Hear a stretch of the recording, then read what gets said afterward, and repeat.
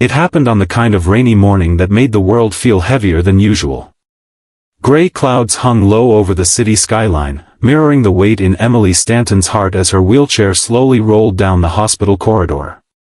The wheels squeaked slightly as she moved, an echo of her shattered dreams.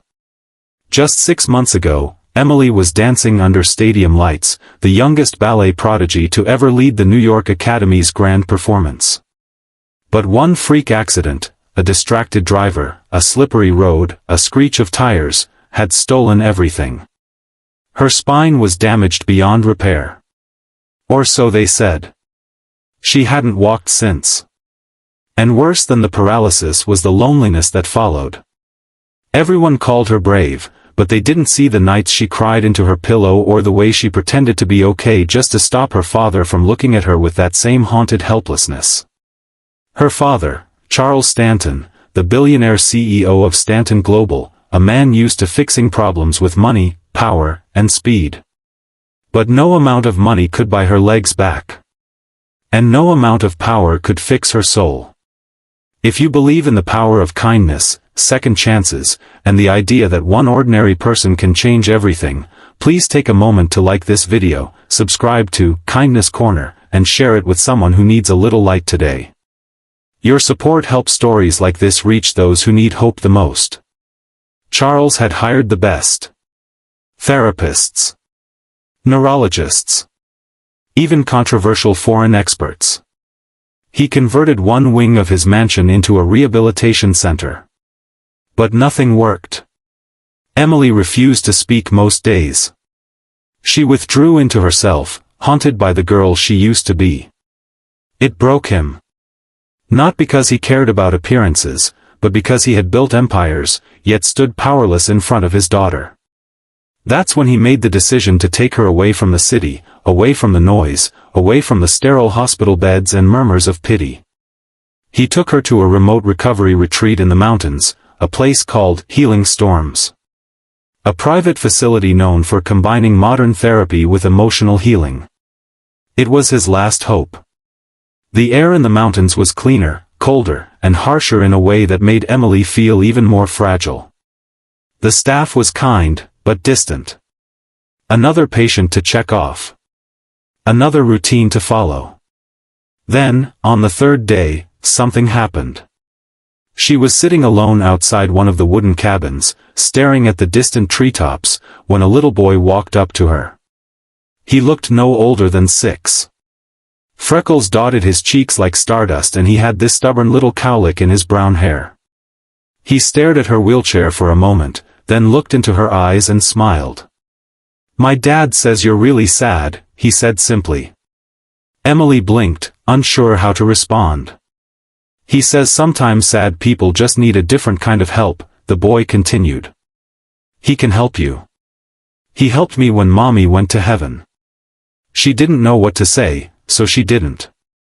The boy turned and pointed toward the nearby greenhouse where a man in worn jeans and a navy blue t-shirt was tending to plants. He looked strong, hands rough with labor, but there was something calm in the way he moved.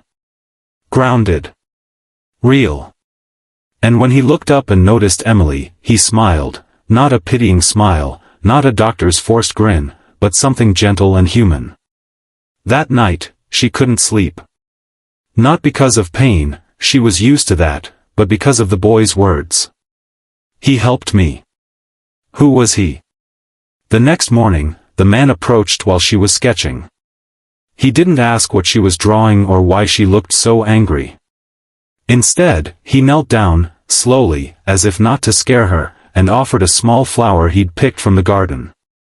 "You don't have to smile," he said, "but maybe this will make today 1% better." Then he walked away. His name was Adam Miller. A single dad, once a physical therapist at a major hospital until his wife's sudden death led him to walk away from it all. He moved to the mountains to raise his son in peace.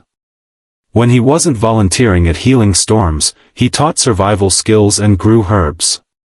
But what no one knew was that Adam had a gift, a way of connecting with patients emotionally before he ever asked them to move a muscle. He didn't treat the injury, he treated the person. It took Emily weeks to let him near her. She fought him. With silence. With sarcasm. With shut doors. But Adam didn't push. He would sit near her while she painted or gardened with his son nearby.